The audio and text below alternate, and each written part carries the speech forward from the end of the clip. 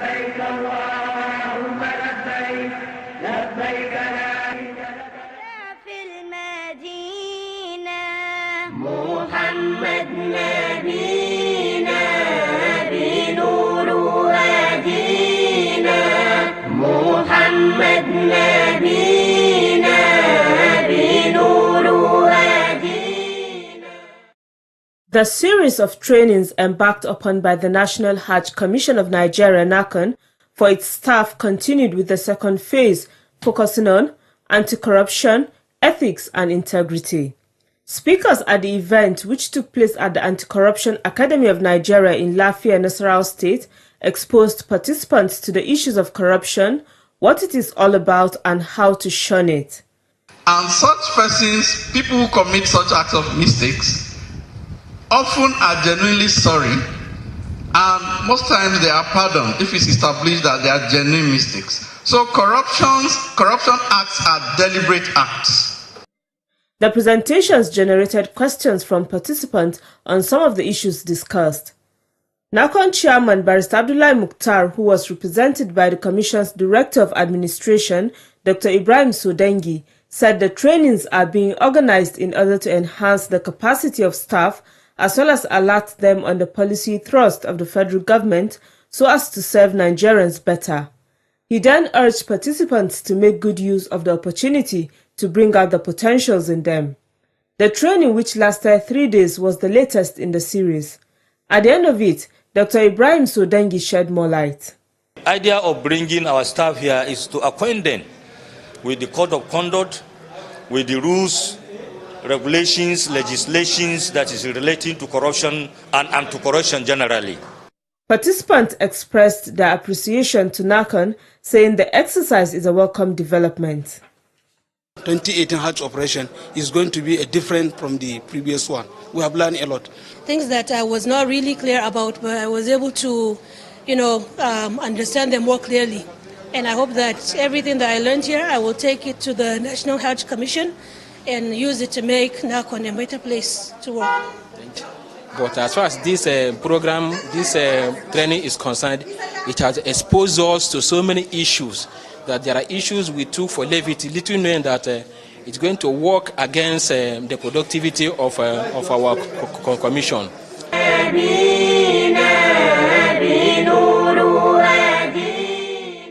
The federal government has called on the new leadership of the Association for Hajj and Umrah Operators of Nigeria, NAHCON, to ensure transparency in Hajj and Umrah operations in the country.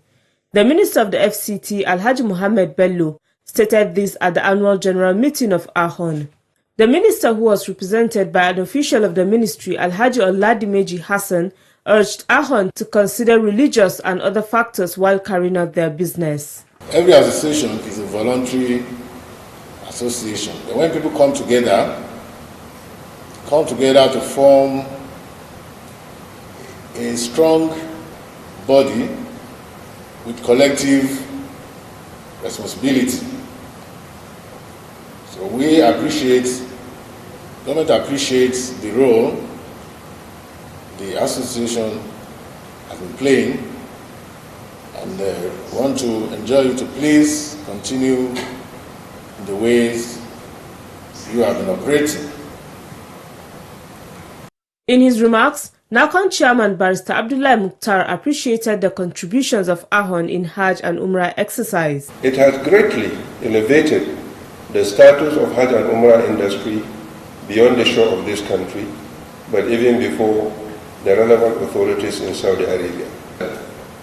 Without an association, certainly they cannot succeed. So I urge you want to remain a key player, be part and parcel of NAHCON, be a loyal member, be a contributory member, be an active member, not a passive member. The NAHCON boss urged the new officers coming on board to be more committed in discharging their responsibilities towards improving Hajj and Umrah operations. The outgoing chairman of NAHCON, Alhaji Abdul Fattah Abdul Majid, thanked members for their support in making his tenure successful and advised them to give same to the incoming officers.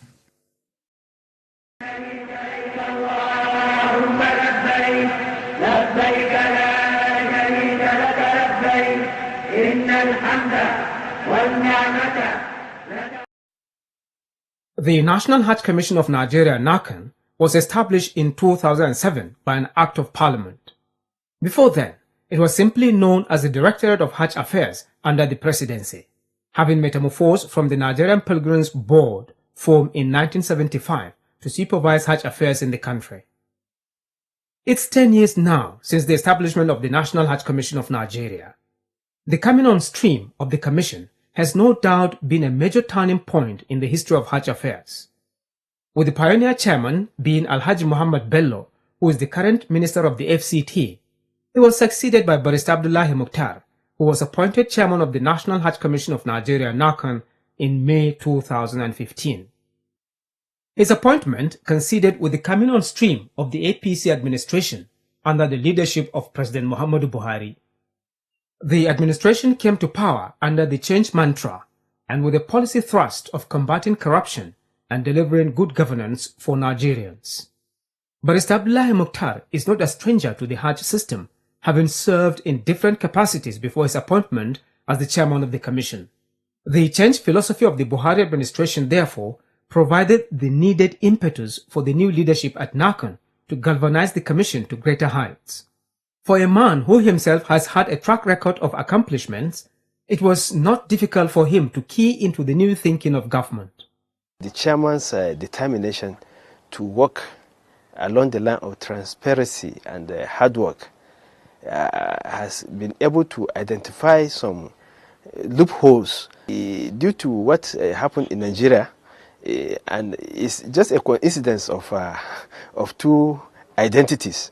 The president has zero tolerance for corruption, as well as the chairman for the National Hajj Commission. President Muhammadu Buhari came to power via 3 themes of campaign: security, fighting corruption, and turning of the economy. And you know that he has achieved 2. It's on the process of being achieved 2. That is security and fighting corruption. So the very reason why I think also NAHCON come with a policy of trying to regularize and regulate the activities of store operators. The very reason also why I think they try to fight the middlemen who before take chunks of accommodation fee in Saudi Arabia. As a result of this, NAHCON has been introducing a number of reforms towards improving the standards of Hajj operations in Nigeria. These reforms, among others, are in the following areas: accommodation in Medina and Mecca, aviation services, medical service delivery, basic travel allowance, licensing of state boards and tour operators. Others include hadaya collection, improved IGR profile to make the commission self-reliant.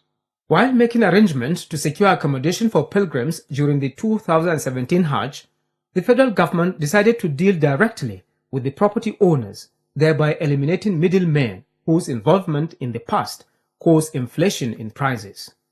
By dealing directly with the property owners, the commission was able to bring down the cost of accommodation and save the Nigerian government huge amounts of money. At the end of the day, they were done away with them, and nothing happened. Or like what some states were trying to bring out, that this thing has been a rule and it must be followed. They were done away with, and a lot of money have been reserved for the government in that respect. In Medina, where NAHCON is fully responsible for the stay of pilgrims, the commission during the 2017 Hajj ensured that the entire Nigerian pilgrims moved to Markaziyya area. The choice of Markaziyya had its advantages for both officials and pilgrims. With this Markaziyya accommodation, so many coordination. The coordination is very easy. You coordinate your pilgrims within a period of time. Just if you are in the olden days, you spend 24 hours before you finish your services. But today, if you want to organize and coordinate your pilgrims and do your job, within 30 minutes you finish the job. In this kind of situation, before we find ourselves, the accommodation will be very far to the haram, and then the accommodation will not be like this. So it can be just an house without a full incentive and the necessity requirement. But now, alhamdulillah, Rabbil Alameen, so any one of our pilgrims now are commending what the National Commission is doing as an arrangement. Alhamdulillah. I'm very, very surprised what I'm seeing here, because I didn't know that it will be okay like this. Our accommodation is very good, very okay, even is very near to Haram. I mean the masjid of Prophet Muhammad sallallahu alaihi wasallam. In fact, we are thank God for that. The type of accommodation given to us by the federal government or by the National Hajj Commission in Medina is very, very okay and very, very convenient to the pilgrims, because none of the accommodation is far to the Haram. It's just close to the Haram. NAHCON exerted its power of supervision over the states in ensuring that negotiations for accommodation was done fairly and having in focus the following considerations: type of facilities available in the hotels, the distance to Kaaba or Haram, and cost of each apartment. For example, hotels that were previously secured at 7,000 Saudi riyals were negotiated down to 3,900 Saudi riyals and 3,500 Saudi riyals. Aside from the accommodation, that the National Hajj Commission was able to cut off all the stages of the agents, there are also areas too, that they are also going to see how they can also reduce. Because if the National Hajj Commission is taking over, is centralizing accommodation in Makkah, that is where the pilgrims stay much, you should expect that something was also going to happen, unlike in the past where such responsibilities are left for the states. And of course, they will try to cut corners too. Part of the NAHCON reforms reflecting the transparent nature of this administration was the appearance of state executives of pilgrims' welfare boards before a special committee headed by the chairman of the commission to defend local charges fixed for their pilgrims. Estimates found to be high or irrelevant were reduced or removed. This move resulted in huge savings for government and pilgrims. With the reform, I believe when people are being told on the essence and where the components involved, they will appreciate the fact that the National Hajj Commission, being headed by the chairman, had did a lot of great job for packing the Hajj fare at the minimum average of 1.5 million. Without the reform, it would have skyrocketed to 1.8 to 2 million. The reforms also saw the introduction of Uniform Basic Travel Allowance, BTA, of $800 as against the previous practice, which had 3 levels of charges. NAHCON took the decision in order to curtail the fraudulent activities of some officials who used the system for personal benefits. It took the best decision by collapsing the variations that existed before, because the amount of Hajj, the money that you need to pay for Hajj has increased dramatically to about 1.5 million. In the past, it's less than 1 million naira.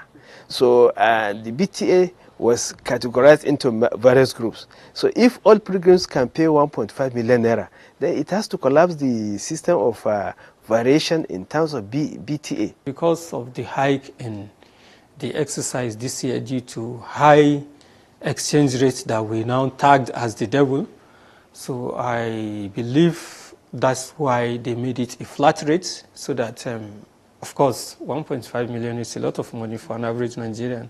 So if you have 800 and all the services, the better services that we experienced this year, I think that is okay. Complying with Saudi regulations requiring nations to have single medical teams, NAHCON initiated the collapse of all clinics run by states into one and came up with the concept of National Medical Team to serve all Nigerian pilgrims. This policy started in 2015, and the development has brought efficiency in the services of the medical team, particularly with the introduction of the electronic medical record. What it means is that the comprehensive medical database of Nigerian pilgrims is available at any point in time by the introduction of that online record keeping by the National Medical Team. And it also gives transparency, because if in dispensing of drugs, you can get the statistics today, how many number of Nigerian pilgrims actually visited clinics in Saudi Arabia. It has not only collapsed the medical teams into one whole body, but it has also provided some gadgets, computers, and other instruments whereby they work with. For instance, whatever happens, you make contact they will be able to come on the spot and take care of a pilgrim. So that is what we have been looking forward to, actually. You understand? There's no need for a state to say they are bringing their own welfare, medical team, the other states, whatever. They have to collapse and make them a one single entity. The purchase of pilgrims' suitcases, hardware collections, and the activities of tour operators are areas where NAHCON reforms are also making impact on better service delivery. Experts and Hajj officials concede that NAHCON's recent successes in Hajj affairs have been largely due to its insistence to get the best out of airliners. The airliners are subjected to various forms of screening before contracted to airlift pilgrims. The airlift, for instance, from Nigeria, the airlift has been very good because pilgrims, we are airlifted right on time.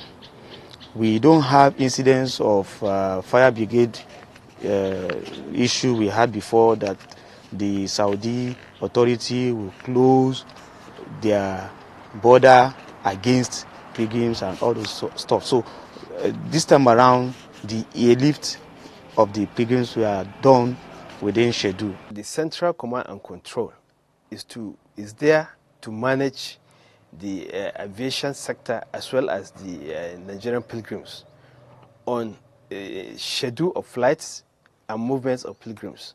There is also another, committee that is set up on essentially aviation monitoring committee, which has largely drawn from the Ministry of Aviation experts who are to see that there is no any breakdown in terms of plan or in terms of movement or schedule of these aircrafts. These experts point out that pilgrims should be educated on how these reforms are giving Hajj management a facelift. With all these reforms being implemented, NAHCON Chairman Barrister Abdullahi Mukhtar says this is just the beginning, as more are underway.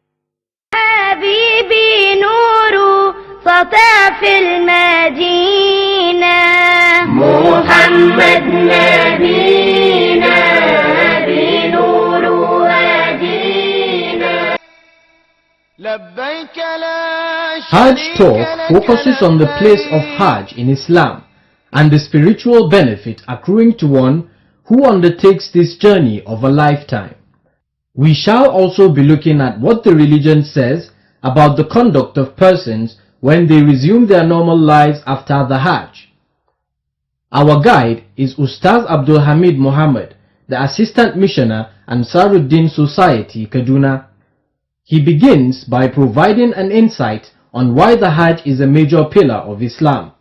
Hajj is one of the pillars of Islam, is the last pillars of Islam, in which Almighty Allah make it compulsory for all Muslims who is physically and financially capable to perform the Hajj. Other pillars of Islam are also compulsory, and if one doesn't have money or he is not physically fit to perform Hajj, Hajj is not compulsory on him or her. And Hajj is one of the things that Almighty Allah says we should perform it at least once in a lifetime. For the pilgrims, performing the Hajj comes with so many spiritual benefits. The reward from Almighty Allah himself, that you follow the commandment of Almighty Allah.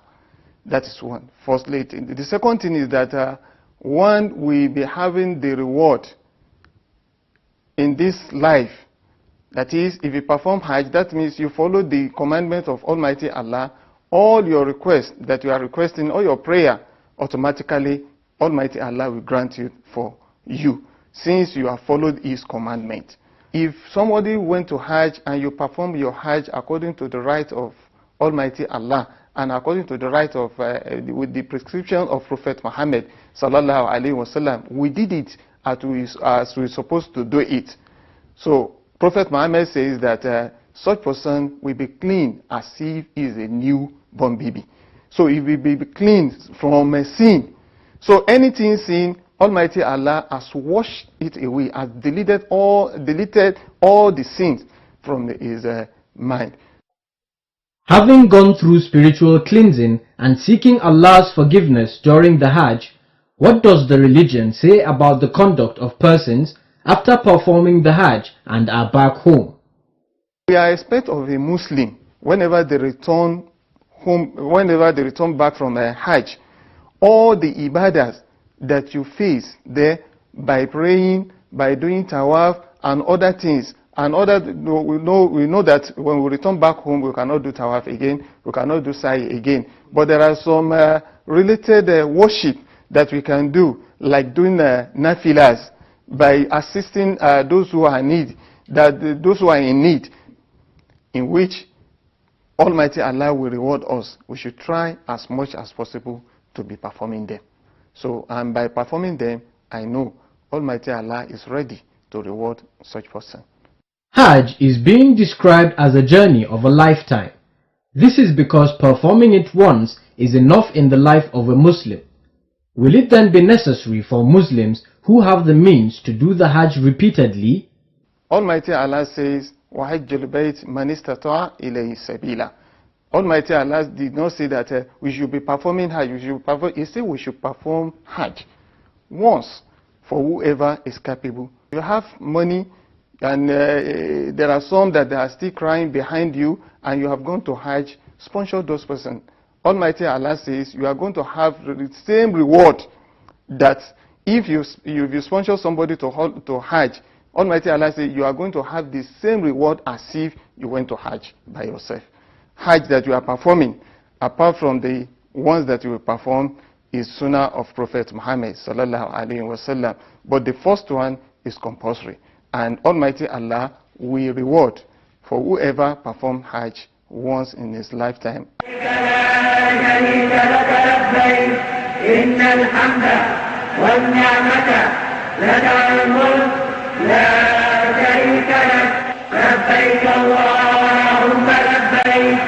لبيك لا شريك لك لبيك إن الحمد والنعمة لك الملك لا شريك لك لبيك اللهم لبيك لبيك لا شريك لك لبيك إن الحمد والنعمة لك الملك